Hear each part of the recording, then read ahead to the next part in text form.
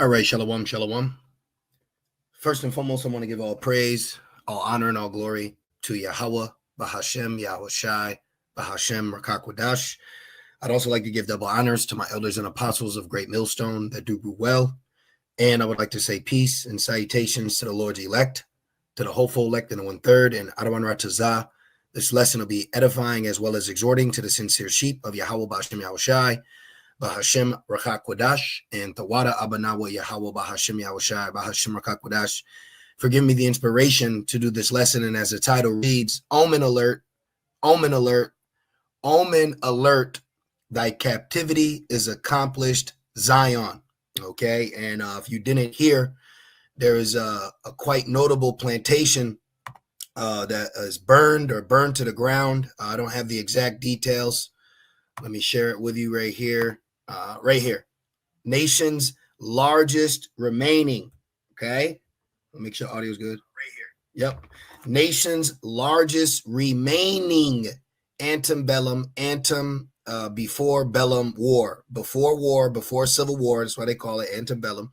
Plantation burns to the ground. Call Allah Abanawi Yahweh Bashim Shai Bashim Rakakwadash. So right here, okay, this plantation burned to the ground, which symbolizes what? Our captivity. Okay, I'm just being spiritual. Okay, this is spiritual. Okay, this is a historic plantation right here. I don't know why they pulled it. Look at that. Noto Way plantation burned to the ground. Now, let me show you why I said omen. Okay, we got to be spiritual in this thing. All right, you go into the word omen, casual event or occurrence supposed to portend good or evil. So this is good for us. This is good news. It makes me think of the scene when Jenny was shooting rocks at her old house that her father hurt her in. Okay, and then what happened? My man Forrest Gump had it destroyed. So this is an omen to let us know that Babylon, that has held us in captivity with all this pain, suffering, trauma. There's a lot of trauma that we have from past experiences that don't get identified until now in the truth, because you're applying the scriptures in the spirit, and you say, man, I've been through some traumatic things. Well, Babylon in a whole, okay, has traumatized us as a nation. But that's over now. Yes, there's Jacob's trouble. Yes, there's an hour of temptation, but there will be no more captivity for us. This is it. Okay. Lamentations 4:22, the punishment of thy iniquity is accomplished. See, this is an omen, man. This is spiritual. This is spiritual. A very notable, largest remaining plantation symbolizing our captivity has burned to the ground like Babylon will. Okay, let's go back. It says is accomplished. Oh, let's see what that word accomplished means real quick. Okay, so the Lord is comforting us in the spirit so we don't have to remain so-called black and angry in the corner. Look, to complete, finished. What did Yahweh Shai say? It is done. To finished. Okay, completely, like it completely burned to the ground. Cease, destroy, to destroy. Okay, this is what's getting ready to happen to this place. It's getting ready to be destroyed. This is an omen, and that's what I take from it, because the scriptures say that this captivity will burn. So one of the largest remaining plantations just burned in the year 2025. Oh, daughter of Zion, this over, man. You're not going back into captivity. Okay. He will no more carry thee away into captivity. He will visit thy iniquity, O daughter of Edom. He will discover thy sin. So Esau is up next for the curses, for the captivity. All right. Esau is about to receive that crown of captivity. Okay. Our time is done. All right. This is why Esau tries to hold on to bits and pieces of that power. And he does it through your job. He does it through bills. Okay. He tries to do it through being, police, legal reasons. Okay. He's truly trying to hold on, ruling over you. And we're slowly spiritually slipping out of his grasps, but we will be found ultimately in his hands. But why? Because it's prophecy. They refuse to let us go. But there's also a law that says if we be found in his hands, he shall be put to death. So even though it says he refused to let us go, guess what? Now he's going to answer for that. Like in the last scene, one of the last scenes of 12 Years of a Slave, did not that Edomite try to fight and keep Solomon Northrop still on the plantation, even though legally he was bound to be free, but he wants to keep you in bondage. So be aware of that mental captivity that Esau is still trying to do unto us. And where I see it mainly is jobs, positions, legalities. Outside of that, he ain't got no room or range over you. Exodus 21:16, and he that stealeth a man, us, and selleth him, or if he be found in his hand, he shall surely be put to death. So death is coming for the captor. All right. The captive is getting ready to be freed, and the captor is getting ready to go in captivity. And this, the largest remaining plantation that just burned down to the ground, largest plantation in the U.S. in Babylon, burned down to the ground, is symbolizing the destruction of this Babylon that is soon going to burn. Okay. Let me show you something. I got a few things to show you, but I'm just feeling a Benjamite spirit on me. So Babylon must burn. Okay. It's one of my favorite songs I listen to by Benjamin. All right. Now let me put Sizzler. Let's see what comes up. Babylon is burning. See, this is ravening as a wolf. Raven going into speaking, singing. Okay. Babylon must burn. And I believe Capleton is also in the song as well. Okay. Let's go over here. Very good song. Babylon used them brain. See? And when you go into the lyrics, they also mention the mark of the beast. Now, they don't have full understanding. They just had the spirit. See? Babylon used them brain. Will them, say bad mind them. Burn in the flame. Babylon burn. Right? Let me go over here. And I just also want to show you, he mentions the mark of the beast. All right, let me see. Look, judgment. Look, Babylon, a use them brain, which is a mental captivity. Trust me, I know, man. True them one ghetto youth dam fi go down the drain. Babylon use them brain. The mark of the beast. The whole the claim. The mark of the beast. See that? He's mentioning Babylon and the mark of the beast. Let's take this child off the screen. So this is prophecy, man. All right. Now from there, let's get into some history about this plantation, because one could say, what a beautiful, but let's go into it. So this plantation is called Nodaway Plantation. And let me show you something real quick. Your business, your job, okay, is ran like a plantation. Okay. So we are still in captivity. Let me cut this one out. Let me go right here. There it goes. Plantations were run like a business. Yes, plantations were fundamentally businesses. So now where's the plantation? Hence why brothers say, I'm on the plantation. I work in a big house. That is a business. Okay. It's a business, but it's ran like a plantation. Okay. Look, designed to maximize profit through the cultivation, sale, blah, blah, blah. And who was the employees? Jake. Brutal exploitation of enslaved labor.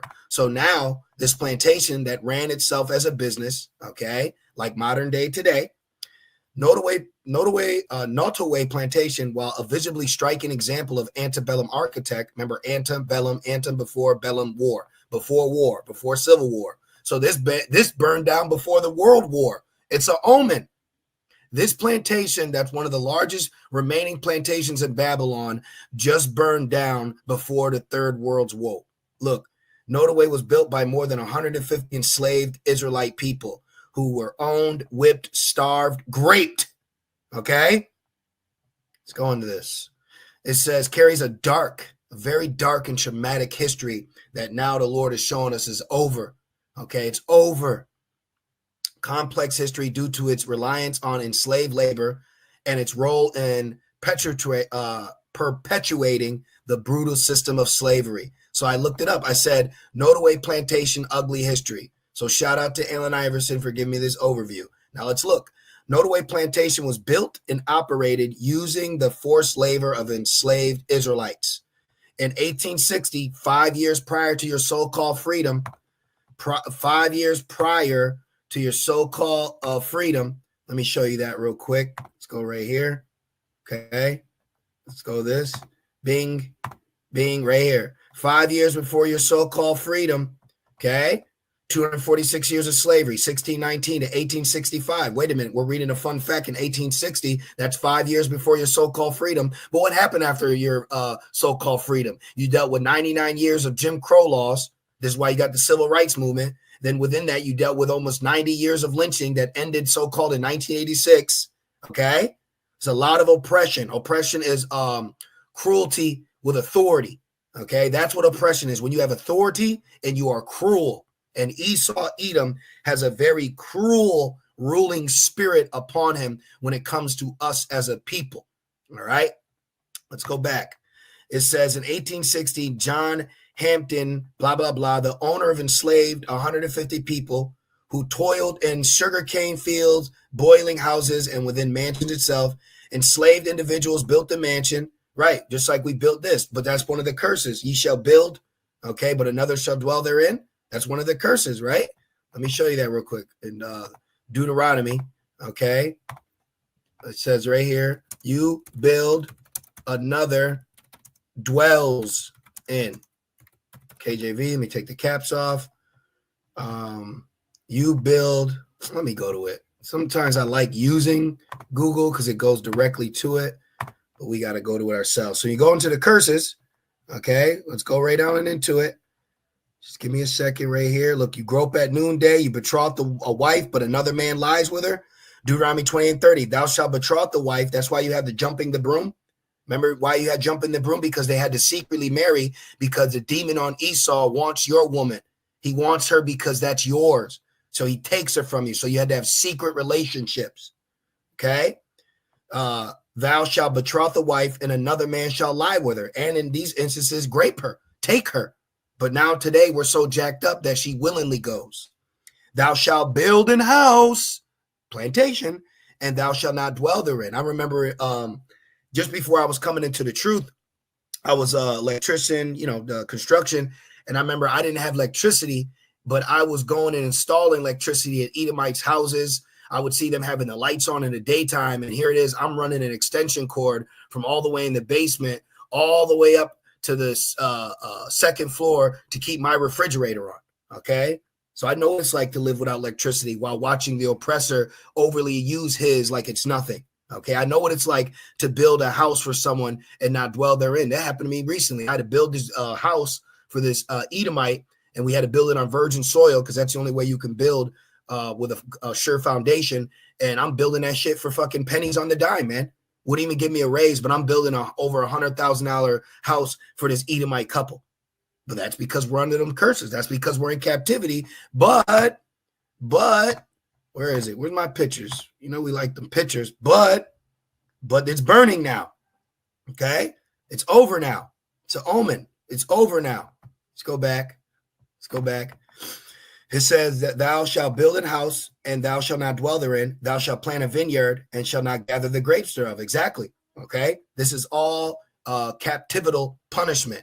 So now from there, let's go back into some more dark, nasty history. Oh, because I just said that. Habakkuk 2, and 16. Thou art filled for shame. Thou art filled with shame for glory. Okay. So now the glory that Edom, has lived deliciously with is now his shame, because now it's being known what he has done and who he did it to. He didn't do it to the black people. He did it to the children of Yahweh Bashem Yahushai. Big difference. This is why the third woe is also prophesied for what he has done to Zion. It says, drink thou also. Now you got to drink that cup of slavery. Now you got to taste what it feels like to work in slave labor and not have freedom. Okay. Now you get to taste what it feels like to be overseen. And let thy foreskin be uncovered. The cup of the Lord's right hand shall be turned unto thee, and shameful spewing shall be on thy glory. So this is beautiful. This is an omen. All right, let's go back. It says enslaved individuals built the mansion, Deuteronomy 28:30, cultivated and processed crops, Deuteronomy 28:30, maintained the house, cooked, cleaned, and cared for the family. Isn't that what we do now? Do we not maintain the house? Are we not maintenance men? Are we not cooks? Are we not cleaners? Do we not care for Edomite families all the way up to this day? Behold, you are yet this day in your captivity, but now we're watching captivity burn and taking the spiritual omens out of it. They lived in cramped, inadequate quarters, single one-bedroom apartment. That's right now. You're still living in cramped, inadequate corners. quarters stacked on top of each other right now, while the Randolphs enjoyed the luxuries of the mansion. Yep, my so-called break room at my job is legitimately a fucking storage closet, but they showcase rich loyalty, awareness, equality. You know, they do all that shit. But me, this so-called black guy, all right, this so-called black man, why is he pushed all the way back in the corner? Okay, but guess what? The black woman gets the office. The black woman gets a name badge. But the black nigga man who keeps the whole building together, he gets to have the fucking scraps when we provide free food for you. Behold, we are yet this day in our captivity, but our captivity is accomplished. So it's all good. It's all good. Sugar plantations like Nodaway were known for their harsh conditions and brutality, even by the standards of time, because they furthered the affliction. Okay? The scriptures don't say that we're going to be pickled, that we're going to be tarred and feathered. The things that Esau has done to us, okay, has far exceeded the punishment that the Lord said we would go through. You furthered the curses. Enslaved people were subjugated to physical and emotional abuse. See, there's a lot of trauma that we as people have dealt with, hence why the gospel is healing our brokenhearted and liberating us from the captive, okay? So you got to watch Israelites that are out here teaching, and they are not anointed to preach the gospel. IUIC is not anointed to preach the gospel. Our people are so jacked up and through that you telling them to wear pants or put fringes on is not going to fix them spiritually, okay? Yahweh Shai is who's fixing us spiritually, including whipping, starvation, and grape. See that? See that? Families were separated and individuals were treated as property rather than human beings. You see that? Rather than human beings. And they argue that the plantation's operation office downplayed or ignored the realities of slavery. Is that scriptural? Is that scriptural? Does he speak lawfully concerning the oppression that he has caused? Absolutely. Psalm 73. We can read all of this, but I'm just going to get to the point because I don't I'm going to go on a 7-mile bike run just to stay in shape. You know, we got to maintain this body. All right. We got to keep our health up. You know, us as men, you know, and you sisters, hey, make sure you got a proper diet. Make sure you're putting things in to balance out your body. Take care of yourself, man, because guess what? If you don't, you're going to further your captivity. Okay. I get it. Hey, I like a nice cold glass of yayan, but that's not what always going to fix us. Okay. Being pissed off for what Edom is doing to you, just trying to drink it away is not always going to fix it. You might need to hit the gym. You might need to hit the pull-up bar. You might need to go for a walk, take a bike ride. These are things you need to do. Making sure your HERB apothecary is together. Get your cortisone levels together. Get your hormones right. Regulate your system. Get some moringa, man. Get some ashwagandha. Get yourself together. I'd love to talk about it more, but fucking Massa might come down and say, you don't have the right to talk about that. All right, whatever. Psalm 73 and right here, 8. Now, just because I want to drive the point home, I want this in look, NLT, they scoff and speak only evil. In their pride, they seek to crush others. They are corrupt and they speak wickedly concerning oppression. They speak lawfully. They are arrogantly threatening oppression. They speak from on high. See, they're wicked, man. So we're not here to get the sympathy from Esau. We're here to tell you how he's designed and what's coming for him. Now, I got a little bit more. I just wanted to read into that. Let me see what else we got. Okay, so from there, let's get into some judgment on his ass. Okay, Nodaway plantation history is inextricably linked to the horrors of slavery. So a plantation that is linked to horrors of our slavery has just burned down to the ground. You mean to tell me you're not going to take that as a spiritual message from on high to the body of believers to let them know, hey, you're about to get out of here. This is showing you that this place that has had you in captivity is about to burn to the ground. Okay? So now let's go into it. I want to see this one more time. Look at that. I want to look at this. I want to relish in this. Okay? See that? That's Babylon for you in a nutshell. Oh, the house of the thief. This is the house of the thief. See that? Now the house of the thief is burning. Okay? You know the scriptures speak about the house of the thief? Let's see. I believe it's Micah, house of the thief. Isn't he a thief? I think I spelled that wrong. Let me see. Let's put house and thief. Let me see what comes up. It shall enter the house of the thief. Oh, you got laws about if somebody break in, their ass can get put to death. Right here. This is going into the chariots. Zechariah, 5 and 4. I will bring it forth, saith the Lord of hosts, and it shall enter into the house of the thief. That's Babylon. This is a thief. And into the house of him that sweareth falsely by my name, and it shall remain in the midst of his house, and shall consume it with the timber thereof and the stones thereof. So this bitch is going to burn. Burn, baby, burn. That's right. This place is getting ready to be burned through the next world's woe. This is Jeremiah 51 and 24. And I will render unto Babylon and to all the inhabitants of the Chaldees, which is all their evil that they have done in Zion in your sight, saith the Lord. So we were just reading some of the evil just from one plantation. It was built and maintained through the brutal exploitation of enslaved people. Its story serves as a reminder of the complex and difficult history of Babylon South and the ongoing need to acknowledge and grapple with the legacy of slavery. That's Deuteronomy 28. That's Deuteronomy 28 right there. Okay. But now we're starting to fixate ourselves on the blessings, not just the curses. It's time to fixate yourself on the blessings. Okay. Stop furthering your captivity in your mind. This place is about to go down.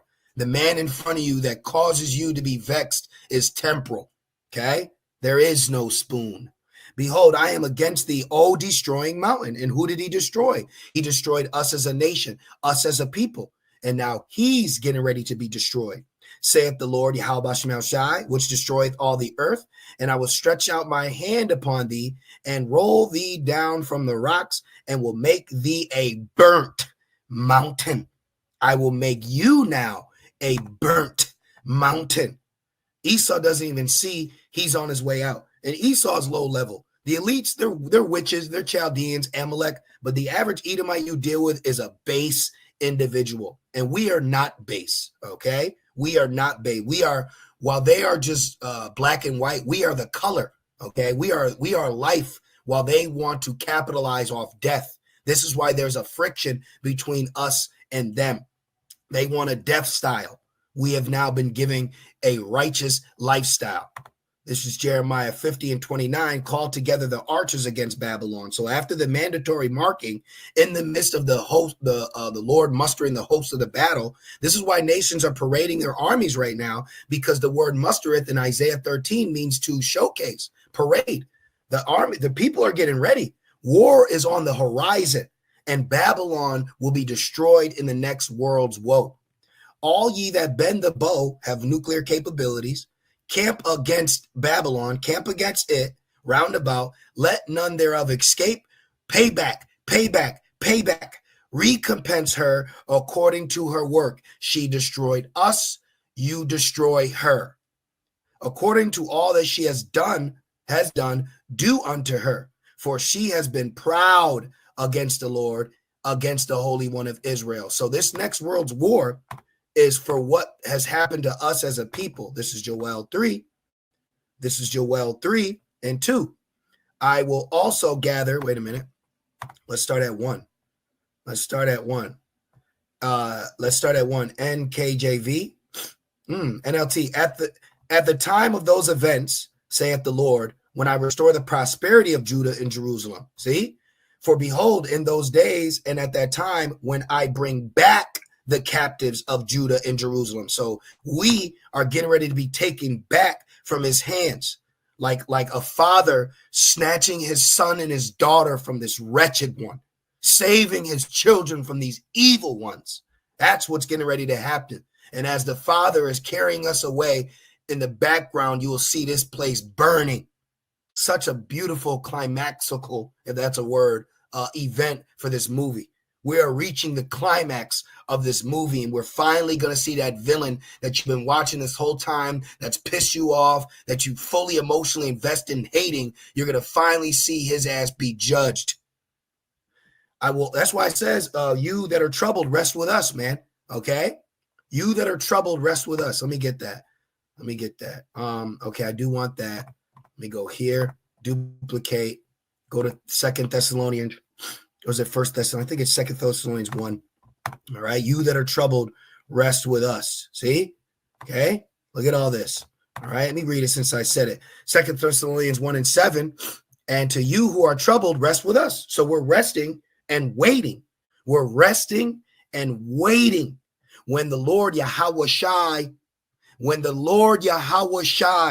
okay? It's Yahweh Shai, shall be revealed from heaven with his mighty angels. We read Zechariah 5, the house of the thief, in flaming fire, taking vengeance on them that know not Yahweh, nor obey the gospel. Okay? In flaming fire, taking vengeance on them that know not Yahweh, and that obey not the gospel of our Lord Yahweh Shai Mashiach, who will be punished with an everlasting destruction from the presence of the Lord and from the glory of his power. So 2/3 are going to die the death of an Edomite. 2/3 are going to die the death of a heathen, man. I don't want that legacy. Joel 3 and 2. So if somebody says, why is there war? Well, we tell them, because of what these heathens have done to the Lord's people. I will gather all nations. What nation hasn't had a part?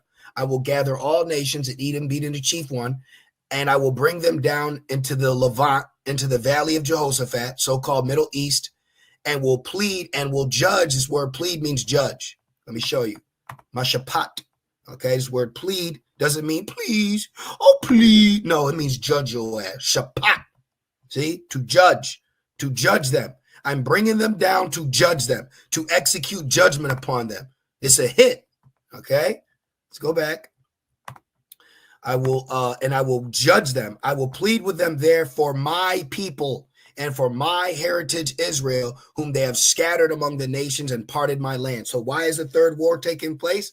To judge them for what they've done to the Lord's people, for us being scattered amongst the nations, and for them parting the land that was given to us. So this third woe is going to knock off all these so-called key components or players, this conglomerate of heathens in so-called power, to put us in that stead, to govern them and build it all back, and using them as slave labor. We're going to give out continual employment, and we're going to put them in enslaved labor. Okay, so you brothers, hey, you're gonna have a lot of slaves, man, building up everything how you want it, to the T.